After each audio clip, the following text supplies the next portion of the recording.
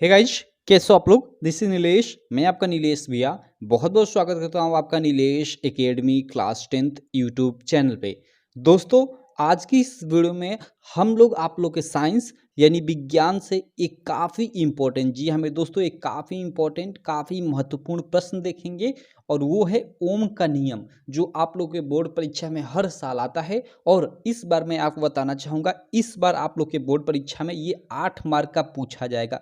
पिछले बार के board exam में ये 6 मार्क में पूछा जाता था, ठीक है। लेकिन इस बार न्यू पेपर पैटर्न के अनुसार आप लोग के बोर्ड एग्जाम में 8 नंबर का यह प्रश्न पूछा जाएगा। इस बात को ध्यान रखिएगा। और यह काफ़ी इंपॉर्टेंट है, हर साल आप लोग के बोर्ड एग्जाम में आता है, ये कहने वाली चीज़ नहीं है। तो इस वीडियो में हम लोग देखेंगे कि ओम का नियम क्या है, एकदम बिल्कुल डिटेल में एकदम अच्छे से समझेंगे। उसके अलावा देखिए, पूरा मैंने यहाँ इंतजाम किया हुआ है, इसका पूरा का पूरा हम लोग सत्यापन भी देखेंगे, क्योंकि 8 मार्क पे पूछेगा भैया, तो केवल ओम का नियम छोटा सा टॉपिक नहीं पूछेगा, इसका सत्यापन भी पूछा जाता है। तो एकदम देखिए, मैंने काफ़ी कई पेज में लिखा हुआ है, लेकिन आपको कुछ भी बहुत ज़्यादा चीज़ें याद करने की इसमें नहीं है। सबसे ज़्यादा चीज़ है इसमें समझने वाली। तो चलिए एक एक कर कर मैं सारी चीज़ें समझाता हूँ। पहले ये 2 पेज थोड़ा साइड में रख लेता हूँ, ठीक है। और ये जो फर्स्ट पेज है, पहले इस चीज़ को समझ लेते हैं। देखिए, यहाँ थोड़ी आपको चीज़ें याद करने वाली हैं कि ओम का नियम क्या है। तो चलिए हम लोग ओम का नियम देखते हैं। बाकी अगर आप चैनल को अभी तक सब्सक्राइब नहीं किए हो तो चैनल को सब्सक्राइब कर लेना और बेल आइकन को भी दबा लेना, जिससे मेरी सारी वीडियो की नोटिफिकेशन आपको मिलती रहे। और उसके अलावा चैनल पे मैंने बहुत सारी वीडियोज अपलोड कर दी है, इस वीडियो को देखने के बाद उनको भी आप जाकर जरूर देखिएगा, ठीक है। देखिए, ओम का नियम क्या है, ओम का नियम क्या कहता है। ऐसे अगर आपके एग्जाम में आ जाए तो हेडिंग डालकर लिखिएगा कि यदि किसी चालक की भौतिक अवस्था विशेषता ताप में कोई परिवर्तन न किया जाए तो उसमें बहने वाली धारा सिरों पर लगाए गए विभवांतर के अनुक्रमानुपाती होती है। अब थोड़ा यहाँ पे शायद अगर आप फ्रेशर होंगे तो आपको समझ में नहीं आया होगा ये क्या यहाँ से यहाँ तक ये चीज़ें बोल रहा है। चलिए इसको मैं बिल्कुल डिटेल में आपको समझाता हूँ। इस नियम को बताते समय मैं टाइम लूँगा, हो सकता है वीडियो थोड़ी बहुत लंबी चली जाए, लेकिन देखो यार ये काफ़ी इंपॉर्टेंट है। और ये आपको हर जगह मिलेगा, क्लास 10वीं में भी मिलेगा, 12वीं में भी मिलेगा, आप ग्रेजुएशन करोगे तो उसमें भी मिलेगा। तो इसीलिए ये काफ़ी इंपॉर्टेंट चीज़ है, अभी आप समझ लो तो हर जगह आपके लिए काम आएगा। देखो बोल रहा है कि यदि किसी चालक की भौतिक अवस्था विशेषता ताप में कोई परिवर्तन न किया जाए तो उसमें बहने वाली धारा सिरों पर लगाए गए विभवांतर के अनुक्रमानुपाती होती है। जैसे देखो यहाँ पे मैं एक सर्किट नॉर्मल ऐसे एक सर्किट बना लेता हूँ, ठीक है। यहाँ मैं एक नॉर्मल मान लो सर्किट ये बना लिया विद्युत का, ठीक है। मान लो मैंने ये सर्किट एक बना लिया, ठीक है। ये प्लस वाला सिरा है, ये माइनस वाला, और विद्युत धारा ऐसे मान लो बहेगी। तो देखो यहाँ पे हम लोग का ये क्या है, एक प्रतिरोध है। यहाँ पे प्रतिरोध मीन्स वही प्रतिरोध के रूप में कुछ भी यहाँ पे मान लो बल्ब लगा है, कुछ भी हो सकता है, ठीक है। तो अब देखो यहाँ परिभाषा में बोल रहा है कि यदि किसी चालक की भौतिक अवस्था विशेषता ताप में कोई परिवर्तन न किया जाए तो उसमें बहने वाली धारा सिरों पर लगाए गए विभवांतर के अनुक्रमानुपाती होती है। अब देखिए यहाँ एक शब्द हुआ है अनुक्रमानुपाती। अनुक्रमानुपाती का यही मतलब होता है कि दो चीज़ें हैं तो एक बढ़ेगा तो दूसरा भी बढ़ेगा। तो यहाँ कह रहा है कि तो उसमें बहने वाली जो धारा है, धारा जो आई है, सिरों पर लगाए गए विभवांतर के अनुक्रमानुपाती होती है, ठीक है। यानी इस प्रकार भी डायरेक्टली प्रोपोर्शनल टू आई, इसको डायरेक्टली प्रोपोर्शनल भी बोलते हैं या अनुक्रमानुपाती भी बोल सकते हैं, भी अनुक्रमानुपाती आई ऐसे भी आप लोग बोल सकते हो, ठीक है। तो यहाँ कहने का मतलब कि अगर इन दोनों में से एक का मान बढ़ता है, यहाँ से विद्युत धारा जा रही है, अगर विद्युत धारा मान लो मतलब 3 एम्पियर की पहले है, और यहाँ तब यहाँ जो यहाँ से यहाँ तक मतलब विभवांतर है मान लो वो 4 वोल्ट है। अगर मान लो हम लोगों ने धारा 5 एम्पियर कर दिया तो ये विभवांतर भी उसी क्रम में बढ़ जाएगा, ठीक है। यानी कहने का मतलब कि अगर विभवांतर बढ़े तो धारा बढ़े, या धारा बढ़े तो विभवांतर बढ़े, या एक घटे तो दूसरा भी घटे। अनुक्रमानुपाती का यही मतलब होता है। तो वही चीज़ें यहाँ पे लिखी गई हैं, आगे आपको बिल्कुल और भी डिटेल में समझ में आ जाएगी पढ़ते समय, ठीक है। कि यदि किसी चालक की भौतिक अवस्था विशेषता ताप में कोई परिवर्तन न किया जाए तो उसमें बहने वाली धारा सिरों पर लगाए गए विभवांतर के अनुक्रमानुपाती होगी, ठीक है। आगे देखते हैं, आगे है आप लोग आगे ये डिफिनीशन है इसका, इस तरह इसको तो आपको याद ही करना पड़ेगा। इसको लिखने के बाद लिख लीजिएगा ऐसे कि यदि सिरों पर लगा विभवांतर, यदि चालक के सिरों पर लगा विभवांतर भी तथा प्रवाहित धारा आई हो, विभवांतर को भी से प्रसिद्ध करते हैं और धारा को आई से प्रसिद्ध करते हैं, तो उसी को ऐसे मैंने लिख लिया है। तो आप लोग लिख लोगे कि यदि सिरों पर लगा विभवांतर भी तथा प्रवाहित धारा आई हो तो भी डायरेक्टली प्रोपोर्शनल टू आई या भी अनुक्रमानुपाती आई, ये प्रदर्शित करता है कि अगर भी का मान बढ़ता है तो आई का भी मान बढ़ेगा, या आई का मान बढ़ता है तो भी का भी मान बढ़ेगा, या एक का मान अगर आई का मान घटता है तो भी का मान भी घटेगा। यानी विद्युत धारा का मान बढ़ेगा तो विभवांतर का भी मान बढ़ेगा, अगर विद्युत धारा का मान घटेगा तो विभवांतर का भी मान घटेगा। ये मतलब ये चिन्ह यही प्रदर्शित करता है। अब देखो हम लोग क्या करते हैं कि डायरेक्टली प्रोपोर्शनल टू यानी अनुक्रमानुपाती को हटाते हैं। तो इसको हटाने के लिए हम लोग बराबर चिन्ह लगाएंगे और इसके जगह पे एक स्थिरांक आ जाता है, वो होता है आर यानी प्रतिरोध। यानी भी directly proportional to R into I हो जाता है, तो उसको हम आई इंटू आर भी लिख सकते हैं, कोई दिक्कत नहीं है। जैसे यहाँ पे देखो, यहाँ पे रफ कर देता हूँ मैं, भी डायरेक्टली प्रोपोर्शनल टू आई है। अभी डायरेक्टली प्रोपोर्शनल को हटाने के लिए एक अनुक्रमपाती नियतांक लाएंगे, तो बराबर अनुक्रमपाती नियतांक आर आ जाता है और इंटू ये आई है तो आई। अब भी इक्वल टू, इसको हम सीधा सीधा आर आई इंटू आर लिख देते हैं, तो वही चीज़ है, मैंने यहाँ सीधे सीधे लिख दिया कि V equal to I into R. अब देखो यहाँ से आर इक्वल टू क्या हो जाएगा, भी बटा आई हो जाएगा। देखो यहाँ से V equal to I into R है, ठीक है। तो आर इक्वल टू क्या हो जाएगा, इधर ये आई आएगा तो इधर गुणा है तो बटा हो जाएगा, वी बटा आई। अब पूरा मतलब पूरा इधर का उधर कर देंगे तो कोई चिन्ह में परिवर्तन नहीं, यानी आर इक्वल टू वी बटा आई हो गया। तो ये चीज़ें हो गई आर इक्वल टू वी बटा आई। यहाँ लाकर आप छोड़ दोगे, बस ये हो गया ओम का नियम। ये इतना अगर चीज़ें आए, केवल ओम का नियम लिखिए, और अगर आपकी एग्जाम में दे 2 मार्क में तो इतनी चीज़ आपको लिखना पड़ता है, और 4 मार्क में आए तो इतनी चीज़ आपको लिखना होता है, और अगर 8 मार्क में आए तो अभी मैं इधर ये 2 पेज लिया हूँ, ये भी चीज़ें आपको लिखना पड़ेगा, और अधिकांशतः यह क्वेश्चन 8 मार्क में ही आता है। ठीक, अब चलिए यहाँ तक करने के बाद आप लोग लिखोगे प्रतिरोध का मात्रक थोड़ा लिख दो। देखो प्रतिरोध का मात्रक बिल्कुल मैंने यहाँ प्रतिरोध यानी यही आर जो है प्रतिरोध, यही प्रतिरोध है। भी क्या है, विभवांतर वोल्ट है। आई क्या है, ये विद्युत धारा है। तो ये हम लोग प्रतिरोध का थोड़ा मात्रक देख लेते हैं। लेकिन देखो मैंने यहाँ पे बिल्कुल डिटेल में लिखा हुआ है, आप शॉर्ट में भी लिख सकते हो, कैसे अभी मैं आपको बताऊंगा। देखिए सबसे पहले तो प्रतिरोध का मात्रक हम लोग कैसे निकालेंगे, तो देखो प्रतिरोध का मात्रक ऐसे आप एक हेडिंग टाइप का लिख दीजिएगा, उसके बाद लिखिएगा यही जो फार्मूला है आर इक्वल टू वी बटा आई थे। तो आर यानी प्रतिरोध, तो प्रतिरोध का मात्रक, उसके बाद इक्वल टू भी यानी वही विभवांतर, तो यहाँ पे लिखोगे विभवांतर का मात्रक, उसके बाद बट्टा में आई यानी विद्युत धारा है तो ये धारा का मात्रक, ऐसे लिख दोगे। और अब जो जो चीज़ें हैं यहाँ पे उनका मात्रक लिख दो। जैसे प्रतिरोध का मात्रक, तो प्रतिरोध का मात्रक क्या होता है भैया, यहाँ देखो, यहाँ मैंने थोड़ा गड़बड़ कर लिया है।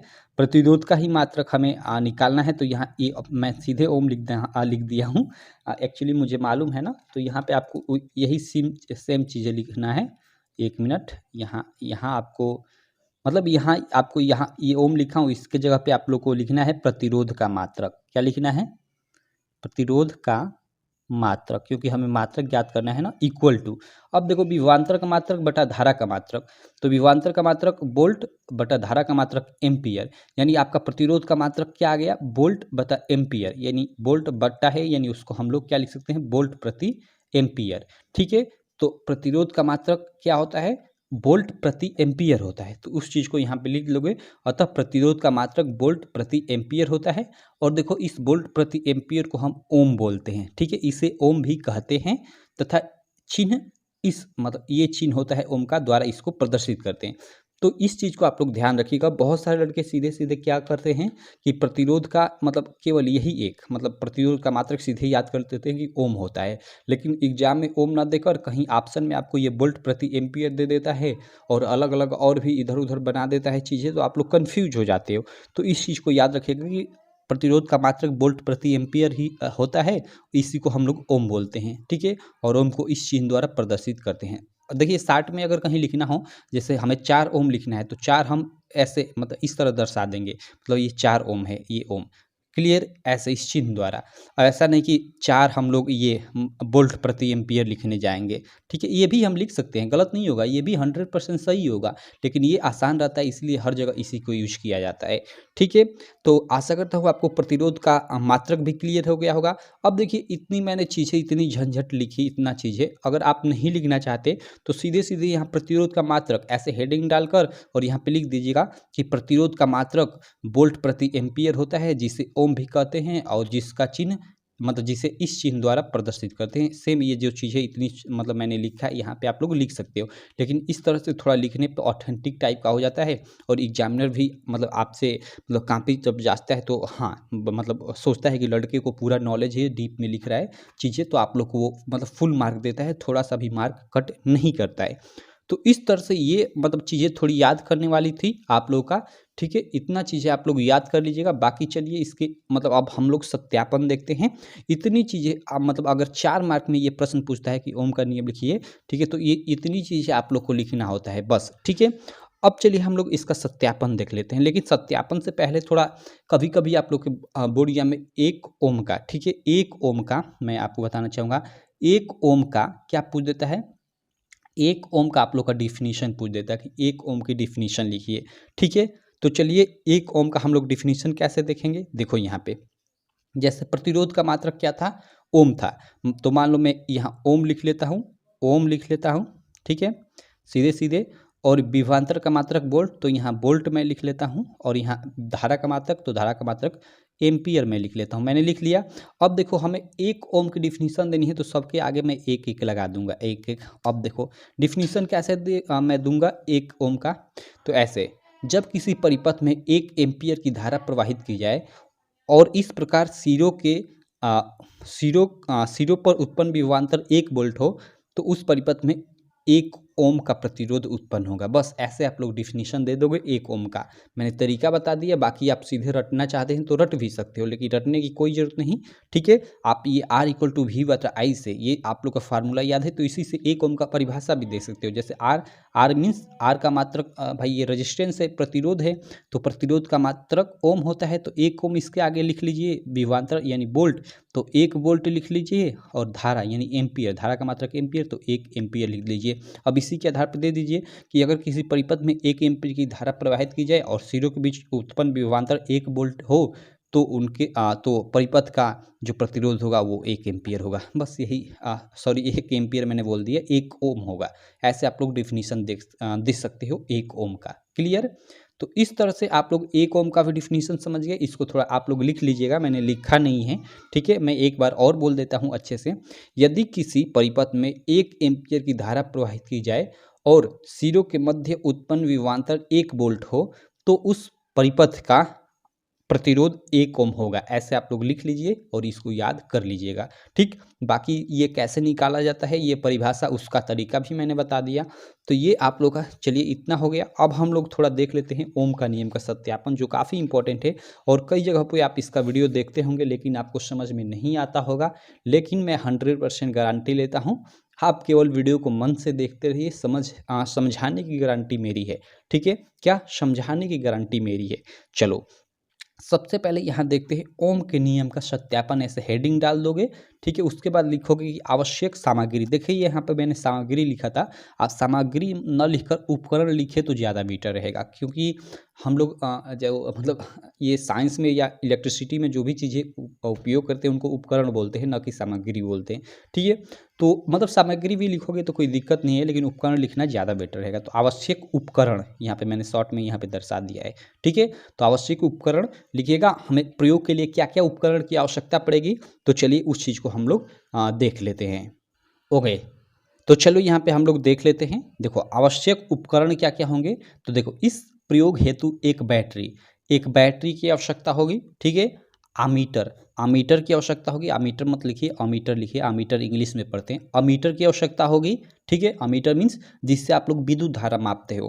क्लियर है? अमीटर से क्या नापा जाता है? विद्युत धारा मापा जाता है। उसके अलावा कुंजी की आवश्यकता होगी, धारा नियंत्रक की आवश्यकता होगी। धारा नियंत्रक यानी जिसकी मदद से आप मतलब जो विद्युत धारा है उसको कम या ज़्यादा कर सकें, ठीक है। प्रतिरोध की आवश्यकता होगी। प्रतिरोध में कुछ भी आप ले सकते हो, ठीक। प्रतिरोधक तार ले सकते हो, प्रतिरोध के रूप में कोई मतलब कोई जैसे बल्ब ले सकते हो, कुछ भी ले सकते हो, ठीक है। तो प्रतिरोध की आवश्यकता होगी तथा वोल्टमीटर की आवश्यकता होगी, ठीक है। वोल्टमीटर जिससे आप लोग विभवांतर माप सको, ठीक है। क्या माप सको? विभवांतर माप सको। तो ये 1 2 3 4 5 और 6, इन 6 चीज़ों की आप लोग की ज़रूरत होगी, 6 चीज़ों की आवश्यकता होगी। तो आवश्यक उपकरण में ये आप लोग याद रखिएगा। इसको आप ऐसे मतलब ओम के नियम का सत्यापन हेडिंग डालकर और नीचे लिख दीजिएगा कि आवश्यक उपकरण, और लिखिएगा कि इस प्रयोग हेतु मतलब इस प्रयोग कौन सा प्रयोग हम कर रहे हैं, ओम के नियम के सत्यापन के लिए प्रयोग कर रहे हैं। ठीक है, तो इस प्रयोग हेतु एक बैटरी, अमीटर, कुंजी, धारा नियंत्रक, प्रतिरोध तथा वोल्टमीटर की आवश्यकता होगी। और मैंने सबका आपको काम भी बता दिया। बैटरी भाई जो लाइट हमें देगी, विद्युत धारा देगी। अमीटर क्या होगा, जो अमीटर होता है वो विद्युत धारा को मापेगा। कुंजी भैया ऑन ऑफ करने के लिए काम आएगी। धारा नियंत्रक मतलब धारा को, विद्युत को अधिक कम करने के काम आएगा। और प्रतिरोध भाई प्रतिरोधों के ही तो बीच हम लोग मतलब विभवांतर मापेंगे, इसलिए प्रतिरोध की आवश्यकता होगी। और वोल्टमीटर भाई वही विभवांतर मापने के लिए। तो चलिए हम लोग देखते हैं कैसे इसका मतलब आगे हम लोग चीज़ें करेंगे। तो आवश्यक उपकरण हेडिंग डालकर ऐसे यहाँ पे लिख लीजिए। उसके बाद फिर लिखिएगा कि प्रयोग हेतु निम्न उपकरणों को नीचे दिए गए चित्र के अनुसार संयोजित कर लेंगे। ठीक है, यहाँ पे क्या लिखोगे कि प्रयोग हेतु यानी प्रयोग करने के लिए निम्न उपकरणों को, ये जो उपकरण दिए गए हैं इनको, ये जो नीचे चित्र दिया गया है इसके अनुसार संयोजित कर लेंगे। संयोजित कर लेंगे मतलब जो चीज़ें यहाँ पे जिस तरह लगाई गई हैं लगा लेंगे। तो चलिए कैसे लगाएंगे। देखो यहाँ पे सबसे पहले ऊपर एक ये बैटरी लगा दी गई है। ठीक है, क्या है, ऊपर ये एक बैटरी आपकी लगा दी गई है। ठीक, अब देखिए बैटरी से ये प्लस सिरा है, ये माइनस सिरा है। बैटरी से इधर विद्युत धारा मान लो ऐसे आएगी, तो यहाँ पे देखो धारा नियंत्रक लगाया गया है। धारा नियंत्रक का ये चिन्ह है, आप लोग याद रखिएगा। बैटरी का ये चिन्ह है, एक ये बड़ा, एक छोटा, फिर एक बड़ा, एक ये छोटा। और ये बड़ा वाला इधर वाला प्लस, इधर छोटा वाला माइनस हो जाएगा। ठीक, तो चलिए इधर से मान लो विद्युत धारा आएगी इधर, तो यहाँ धारा नियंत्रक लगा हुआ है, ये धारा नियंत्रक का चिन्ह है, इसको भी आप लोग याद रखिएगा। ठीक है, तो धारा नियंत्रक लगा दिए। ठीक है, धारा नियंत्रक से क्या होगा कि हमें आवश्यकता होगी विद्युत धारा को कम या ज़्यादा करने की, तो इसकी मदद से हम लोग कम या ज़्यादा कर इधर धारा भेज सकते हैं। ठीक, तो यहाँ धारा नियंत्रक आप लोगों ने लगा दिया। उसके बाद देखो यहाँ पे हम लोग आगे यहाँ पे कुंजी लगा देंगे। अगर मान लो हमें एक ही क्लिक में इधर धारा नहीं भेजना है तो बंद कर देंगे, और अगर हमें भेजना है तो कुंजी को ऑन कर देंगे यानी चालू कर देंगे। तो यहाँ हमने कुंजी लगा दिया है। ठीक है, उसके अलावा यहाँ पे अमीटर लगाएंगे। अमीटर देखो बेसिकली आप लोग इस चीज़ को समझना, थोड़ा इससे ऑब्जेक्टिव क्वेश्चन भी बनता है। अमीटर क्या होता है कि हमेशा जो परिपथ होता है ना, ये पूरा परिपथ है, एक तरह से हम बोल सकते हैं। ठीक है, परिपथ है, सर्किट है। तो हमेशा जो अमीटर होता है परिपथ में हमेशा आप लोग याद रखिएगा श्रेणी क्रम में लगाया जाता है। क्या लगाया जाता है, किसमें, श्रेणी क्रम में लगाया जाता है। इस चीज़ को आप लोगों को याद रखना है। सीधे सीधे आपसे ऑब्जेक्टिव क्वेश्चन पूछा जा सकता है कि अमीटर विद्युत परिपथ में किस क्रम में जोड़ा जाता है, तो वो श्रेणी क्रम में जोड़ा जाता है। अब मैं एक आपसे बहुत बड़ा क्वेश्चन पूछता हूँ जिसका शायद आप लोगों को टीचर पढ़ाते समय या कोई भी जल्द आप लोगों को रिप्लाई नहीं देते हैं, यानी इस टॉपिक पे बात भी नहीं करते हैं। मैं आपसे पूछ दूँ कि अमीटर जो है वो श्रेणी क्रम में ही क्यों जोड़ा जाता है, क्यों नहीं समांतर क्रम में जोड़ा जाता है। अगर आपको मालूम है तो वीडियो यहीं पॉज करके, वीडियो रोक कर आप कमेंट कर दीजिए। ठीक है, और मैं देखूंगा आप सबका कमेंट पढ़ूंगा, मैं देखूंगा कि किस लड़के को मालूम है। ठीक है, तो अमीटर क्यों जोड़ा जाता है श्रेणी क्रम में, ये आप बताओ। बाकी चलो मैं अभी आपको बता देता हूँ। देखो अमीटर, आंसर इसका बहुत सिंपल है, आसान है, लेकिन सब लोग इसका जवाब नहीं दे पाते हैं। अमीटर श्रेणी क्रम में इसलिए जोड़ा जाता है, ठीक है, कि चूंकि इसको आपको क्या मापना है, इससे अमीटर को विद्युत धारा मापना है। ठीक है, विद्युत धारा मापना है। तो देखो अगर हम श्रेणी क्रम में जोड़ते हैं, यानी ये अभी जो ये जुड़ा हुआ है इधर वाला इधर प्लस सिरा और इधर वाला तार में इधर इसका ये माइनस सिरा अमीटर का। ठीक है, तो इसको श्रेणी क्रम में इसलिए जोड़ते हैं ताकि इधर से विद्युत धारा जो आ रही है इससे पूरी होकर गुजरे और पूरी ये विद्युत धारा को माप सके। ठीक है, इसका क्या है, पूरी मतलब जो परिपथ यहाँ बैटरी से धारा आ रही है पूरी, मतलब यहाँ से धारा नियंत्रण के बाद जितनी यहाँ से धारा आ रही है उस पूरी धारा को यहाँ मापना, इसीलिए इसको श्रेणी क्रम में जोड़ा जाता है। किस क्रम में जोड़ा जाता है, श्रेणी क्रम में जोड़ा जाता है। तो आई होप अब से आपको समझ में आ गया होगा। अगर आपसे कोई क्वेश्चन पूछे कि अमीटर को हमेशा श्रेणी क्रम में ही क्यों जोड़ा जाता है, तो आप लोग आंसर आप लोग उसे आंसर दे सकते हो कि अमीटर को हमेशा श्रेणी क्रम में इसलिए जोड़ा जाता है ताकि वह बहने वाली धारा को पूरी तरह से माप सके। ठीक है, अब देखो यहाँ पे जो वोल्टमीटर होता है, यहाँ पे देखो, अब आगे आने के बाद आप लोग यहाँ पे देखो, यहाँ पे एक आप लोग प्रतिरोध लगा लोगे और इन प्रतिरोधों के दोनों सिरों के इधर अलग अलग से एक क्या आप जोड़ दोगे, यहाँ पे वोल्टमीटर जोड़ दोगे। अब देखो इस प्रकार का ये आप लोग जोड़े हो ना, तो ये आप लोग का समांतर क्रम है, क्योंकि यहाँ से देखिए एक इधर जा रहा है और एक इधर आ रहा है, तो इसको हम बोलते हैं समांतर क्रम। और श्रेणी क्रम क्या होता है, जैसे कोई प्रतिरोध यहाँ जुड़ा है और ये सीधे जा रहा है और फिर यहाँ जुड़ा है, तो ये आप लोग का श्रेणी क्रम होता है, मतलब एक ही क्रम में लाइन चेंज नहीं हो। लेकिन देखो यहाँ से लाइन एक इधर चली गई और ये एक इधर आ गई, तो इसको बोलेंगे हम लोग समांतर क्रम। यानी यहाँ पे जो वोल्टमीटर जुड़ा हुआ है वो किस में जुड़ा है, वो समांतर क्रम में जुड़ा हुआ है। ठीक है, वो किस में जुड़ा हुआ है, समांतर क्रम में जुड़ा हुआ है। तो यहाँ पे ये जो वोल्टमीटर है, ठीक है, जो मापेगा, जो आप लोग का विभवांतर मापेगा, यानी वोल्ट मापेगा, विभवांतर मीन्स वोल्ट। ठीक है, तो ये हमेशा समांतर क्रम में जोड़ा जाता है, इस चीज़ को याद रखिएगा। अब यहाँ भी क्वेश्चन बनता है कि वोल्टमीटर जो है, ठीक है, वो हमेशा समांतर क्रम में ही क्यों जोड़ा जाता है। आप तो ये सीधे बुक से देखकर याद कर लोगे, ये तो लिखा हुआ है बुक में भी साफ साफ कि वोल्टमीटर परिपथ में हमेशा समांतर क्रम में जुड़ा होता है, लेकिन ये नहीं लिखा हुआ है कि क्यों जोड़ा जाता है। देखो ये इसलिए जोड़ा जाता है क्योंकि हमें जो विभवांतर मापना है, इसमें मतलब ये जो प्रतिरोध है इस पार्टिकुलर चीज़ में मापना है। ठीक है, कि यहाँ से जो विद्युत धारा आ रही है वो इस प्रतिरोध से कितना होकर गुजर रही है, हमें इसमें मापना है पार्टिकुलरली। तो इसमें मापने के लिए इस प्रकार हम लोग इस वोल्टमीटर को लगाते हैं। तो आई होप यहाँ भी इस चीज़ को मालूम चल गया होगा कि वोल्टमीटर हम लोग क्यों समांतर क्रम में हमेशा लगाते हैं। ठीक है, तो चलिए अब हम लोग का जो मेन टॉपिक है उसको समझाता हूँ। ये थोड़ा मैं अंदर डीप चला गया, तो चलिए अब हम लोग क्या, जो हम लोग का ऊपर जो उपकरण था, देखिए कुछ इस प्रकार से लगा लेंगे। बैटरी यहाँ लगा लेंगे, धारा नियंत्रक कुछ इस प्रकार यहाँ लगा लेंगे, उसके बाद यहाँ कुंजी लगा लेंगे, फिर हम लोग आमीटर लगा लेंगे और फिर आगे चलकर एक यहाँ प्रतिरोध लगा लेंगे। और प्रतिरोध का हमें यहीं पे क्या नापना है, वोल्ट विभवांतर नापना है।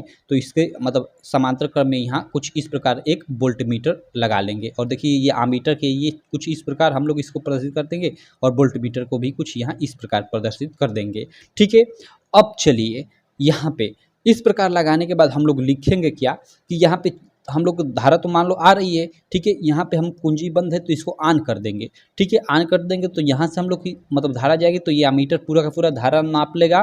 ठीक है, फिर यहाँ से आएगा, यहाँ से कुछ धारा जाएगी तो ये प्रतिरोध में से गुजरेगी, तो ये वोल्टमीटर यहाँ विभवांतर माप लेगा कि कितना विभवांतर है। ठीक है, फिर हम लोग क्या करेंगे, इस धारा नियंत्रक की मदद से, ठीक है, धारा नियंत्रक की मदद से क्या करेंगे कि धारा को थोड़ा अधिक करेंगे। तो अधिक करेंगे तो यहाँ हमें अमीटर तो मापेगा भैया कि यहाँ क्या मतलब हो रहा है, धारा अधिक आ रही है। अगर यहाँ से हम मतलब धारा का मान यहाँ से बढ़ाते हैं तो यहाँ मतलब ये अमीटर मापेगा कि अधिक आ रहा है, मतलब पहले की अपेक्षा। अब देखो यहाँ से यहाँ तक क्या होगा कि अब प्रतिरोध में से यहाँ तक धारा गुजरेगी, तो फिर यहाँ विभवांतर भी मापा जाएगा और विभवांतर भी मापने पे देखा जाएगा कि ये भी पहले की अपेक्षा अधिक आ रहा है। तो ये अलग अलग मतलब धारा नियंत्रक द्वारा अलग अलग मतलब वोल्ट अलग अलग मतलब धारा बढ़ाकर, कभी 3 एम्पीयर, कभी 4 एम्पीयर, कभी 5 एम्पीयर बढ़ाकर ये सारे पाठ्यांक हम लोग लिख लेंगे। और पाठ्यांक लिखने के बाद हम लोग क्या करते हैं कि जब मतलब उसको देखते हैं तो उसमें देखा जाता है कि जिस प्रकार आप लोग की विद्युत धारा बह रही है, मतलब बढ़ रही है, उसी प्रकार आप लोग का विभवांतर आगे की तरफ बढ़ रहा है। यानी V directly propose to I वाला मतलब जो हम लोगों ने अभी ऊपर फार्मूला देखा, ठीक है, वो यहाँ पे फॉलो हो रहा है। ये आप लोग सीधे प्रैक्टिकल मतलब यहाँ पे वो उपकरण तो नहीं है हमारे पास, ये जो चीज़ें इसी के माध्यम से समझा रहा हूँ, ये उपकरण के माध्यम से फिजिकली इसको हम लोग प्रयोग कर देखेंगे तो ये वास्तव में मतलब देखा जाएगा। और देखिए यहाँ पे क्या होता है कि ऐसे मतलब ये मान लो एक ग्राफ के अनुसार अगर मैं दर्शाता हूँ, यहाँ पे मैं आपको समझा देता हूँ। अगर मैं यहाँ पे देखो ग्राफ के अनुसार दर्शाता हूँ इस प्रकार, अगर मैं ये वाला ये y अक्ष है, इसको हम धारा से प्रदर्शित करते हैं, ठीक है, और ये x अक्ष है, इसको हम लोग विभवांतर लिख देते हैं। ठीक है, तो यहाँ पे सब 0 0 है, यहाँ पे 1 1, यहाँ पे 2 2, यहाँ पे 3 3। ठीक है, तो देखो यहाँ पे क्या होता है कि जब 0 0 होता है सब कुछ तो कोई प्रॉब्लम नहीं, मतलब धारा हम प्रवाहित ही नहीं करते, यानी स्विच ऑफ है तो कुछ नहीं, कुछ परिवर्तन नहीं। जब हम धारा मान लो 1 एम्पीयर, यहाँ 1 एम्पीयर प्रवाहित करते हैं इस परिपथ में, 1 एम्पीयर यहाँ से मतलब धारा प्रवाहित करते हैं और फुल यहाँ से धारा जाने देते हैं, तो 1 एम्पीयर धारा आती है तो हम लोग देखते हैं कि विभवांतर भी 1 वोल्ट उत्पन्न हो गया। ठीक है, तो तो यहाँ देखो ये कुछ यहाँ पे आप लोग का आएगा ये ट्रिक। अब देखो जब हम लोग क्या करते हैं कि धारा 2 एम्पियर कर देते हैं तो हम लोग देखते हैं कि विभवांतर भी 2 वोल्ट हो जाता है, यानी कुछ यहाँ हो जाता है। तो इस प्रकार आप लोग देखोगे, इन बिंदुओं को आप लोग मिलाओगे, ठीक है, इन बिंदुओं का आप लोग थोड़ा मिलाओगे तो आप लोग देखोगे ना कि यहाँ बीच में ये एक स्ट्रेट लाइन, बीच में क्या हो रही है, एक स्ट्रेट लाइन प्राप्त हो रही है। और ये बीच में जो स्ट्रेट लाइन प्राप्त होती है आर, यानी प्रतिरोध को डिपेंड करती है, डिपेंड नहीं करती है, प्रदर्शित करती है, ठीक है। यानी प्रतिरोध आप लोग का हमेशा क्या रहेगा, यहाँ सरल रेखा प्राप्त होने का मतलब कांस्टेंट रहेगा। क्या रहेगा, कांस्टेंट रहेगा। देखिए यहाँ और यहाँ आप लोग लेकर, और देखो आर इक्वल टू आप लोग का क्या होता है वी बटा आई। तो फर्स्ट स्थिति में वी क्या है, वी आप लोग का 1 वोल्ट है और धारा 1 एम्पियर है, तो 1 एम्पियर यानी विभवांतर आप लोग का देखिए एक ही आ रहा है। सेकेंड स्थिति में भी देखेंगे तो 2 एम्पियर धारा है और 2 एम्पियर आप लोग का वोल्ट है, तो आर इक्वल टू क्या आएगा, यानी विभवांतर 2 वोल्ट है तो 2 और धारा भी 2 है तो 2 यानी 1। देख रहे हैं यहाँ पे हमेशा आप लोग ये निकालोगे ना तो प्रतिरोध कांस्टेंट आएगा। तो कांस्टेंट आने का मतलब कि ये एक सरल रेखा सीधे प्राप्त होगी। ये प्रदर्शित करता है कि ये मतलब जो प्रतिरोध है ना तो बढ़ रहा है ना तो घट रहा है, ठीक है।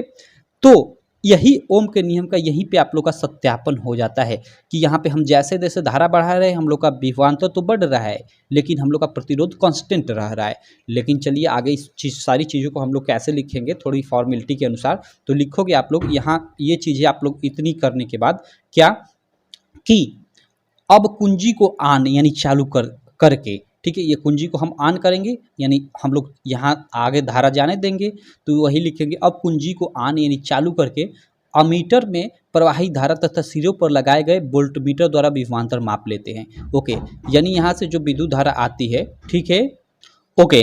देखो यहाँ पे थोड़ा एक बार मैं और आपको बता देता हूँ, ठीक है। क्या होगा कि अब कुंजी को ऑन करके अमीटर में प्रवाही धारा तथा सिरों पर लगाए गए वोल्टमीटर द्वारा विभवांतर माप लेते हैं। ठीक, मैंने वही जो अभी पीछे बताया, यहाँ पे जो धारा आ रही है यहाँ से जो आ रही है कुंजी को ऑन कर देंगे और यहाँ अमीटर द्वारा हम लोग क्या करेंगे कि विद्युत धारा को माप लेंगे और यहाँ से जो ये मतलब गुजरी यहाँ पे हम लोग विभवांतर माप लेंगे और यह क्रिया बार बार करेंगे। धारा का कभी मान मतलब बढ़ा बढ़ा अलग अलग मतलब अलग अलग स्थितियों पे लिख लेंगे, एक तरह से बोल सकते हैं। तो वही हम लोग यहाँ पे लिखे कि अब कुंजी को ऑन करके यानी चालू करके अमीटर में प्रवाही धारा तथा सिरों पर लगाए गए वोल्टमीटर द्वारा विभवांतर माप लेते हैं। ठीक है, यहाँ तक आपको क्लियर। उसके बाद लिखोगे कि धारा नियंत्रक द्वारा, ठीक है, धारा नियंत्रक द्वारा, ये जो आप लोग को ऊपर दिया गया है ये धारा नियंत्रक, इसके द्वारा क्या लिखोगे कि धारा नियंत्रक द्वारा धारा को नियंत्रित कर, धारा को नियंत्रित कर यानी मैंने बताया कि इसको थोड़ा थोड़ा हम बढ़ाएंगे धारा को और अलग अलग मतलब मानों पे ये अमीटर द्वारा मापा गया धारा और ये वोल्टमीटर द्वारा मापा गया विभवांतर हम लोग लिख लेते हैं। तो यहाँ पे मतलब लिखा गया है कि धारा नियंत्रक द्वारा धारा को नियंत्रित कर अमीटर तथा वोल्टमीटर के कई पाठ्यांक यानी वही मान लिख लेते हैं। ठीक है, अब देखो आगे आप लोग क्या लिखोगे और अंत में यह परिणाम प्राप्त होता है कि धारा और विभवांतर के बीच एक सरल रेखा प्राप्त होती है। यहाँ पे ये चीज़ें लिख लोगे या ये भी लिख सकते हो कि अंत में हम लोग धारा को y अक्ष पे और जो विभवांतर है उसको x अक्ष पे प्रदर्शित कर देते हैं और इस प्रकार देखा जाता है कि उनके बीच एक सरल रेखा प्राप्त होती है। इस प्रकार भी ये यहाँ मतलब ये चीज़ें लिख सकते हो, लेकिन मैंने ऐसे लिख लिया है, इस तरह से भी लिख सकते हो और अभी जो मैं बोला उस तरह से भी लिख सकते हो कि और अंत में यह परिणाम प्राप्त होता है कि धारा और विभवांतर के बीच एक सरल रेखा प्राप्त होती है ये। ठीक है, और सरल रेखा किस प्रकार प्राप्त होती है अगले पे देख लेते हैं। और ये जो सरल रेखा है किसको प्रदर्शित करती है, प्रतिरोध को प्रदर्शित करती है, हमने पीछे देख चुका है। तो वही यहाँ पे लिख लोगे कि जो प्रतिरोध को प्रदर्शित करती है। और इस प्रकार यहाँ थोड़ा और यहाँ पे एक लाइन बढ़ा लेना कि धारा को y तथा विभवांतर को एक अक्ष पर दर्शाते हैं। ठीक, और इस प्रकार ये एक फिगर बना दोगे आप लोग, ये आप लोग का ये y एक्सिस और ये x एक्सिस और ये वाला मतलब धारा को प्रदर्शित कर रहा है और ये आप लोग का विभवांतर को प्रदर्शित कर रहा है और बीच में ये आप लोग का क्या प्रदर्शित कर रहा है, ये प्रतिरोध को प्रदर्शित कर रहा है। यहाँ आप आर लिख भी सकते हो, नहीं भी लिखो तो कोई दिक्कत नहीं। तो ये वाला फिगर बना लोगे। ठीक, उसके बाद लिखोगे कि इससे यह सिद्ध होता है कि धारा अथवा विभवांतर में से एक का मान बढ़ाने पर दूसरे का मान बढ़ता है। ठीक है, अब देखो इस फिगर से यही मालूम होता है क्योंकि आप अगर यहाँ पे धारा यहाँ पे करते हो तो प्रतिरोध आप लोग का यहाँ आ जाता, विभवांतर यहाँ आ जाता है, फिर धारा यहाँ तो विभवांतर यहाँ। लेकिन देखो प्रतिरोध जो है हर जगह पे आप लोगों का कांस्टेंट ही रहेगा, प्रतिरोध का मान घटेगा बढ़ेगा नहीं, ठीक है। तो इसीलिए प्रतिरोध एक सरल रेखा में प्राप्त होता है, एक तरह से हम लोग बोल सकते हैं।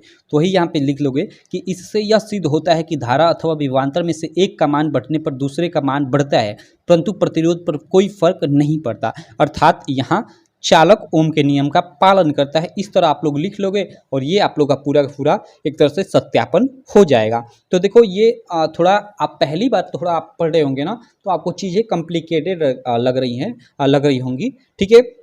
इस चीज़ को आप लोग बार बार पढ़िएगा, क्योंकि भाई बड़ी चीज़ें जो बड़ा बड़ा नियम होता है उसको बार बार पढ़ना ही पड़ता है। तो इसको थोड़ा आप लोग कई बार पढ़ोगे ना, तो आपको एकदम ये हलवा टाइप का लगने लगेगा, मतलब कहने का मतलब आसान लगने लगेगा। तो इस प्रकार जो चीज़ें मैंने समझाई, ये ऐसा नहीं कि मैं जिस तरह ये लिखा हूँ इसी तरह आप लिखने की कोशिश करें। आप अपनी भाषा में जैसे भी लिख सकते हो लिखने की आप कोशिश करो, ठीक है।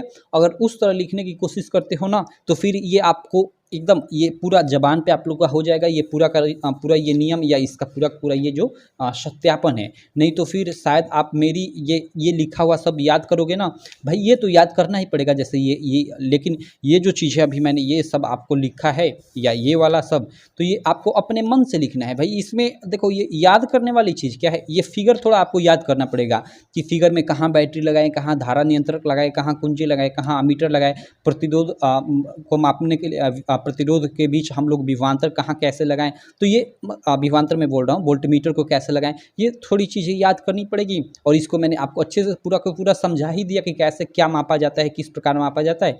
तो थोड़ी चीज़ें आप लोग को उसी प्रकार यहाँ पे लिख लेनी है आपको, और अंत में आप लोग को ऐसे थोड़ा कर ये फिगर बनाना है, और अंत में ये थोड़ा आप लोग को ये अंत में निष्कर्ष, एक तरह से ये आपका जो निष्कर्ष है उसको यहाँ पे अंत में लिख देना है, सिंपल। तो इस तरह से इसका सत्यापन भी हो जाएगा।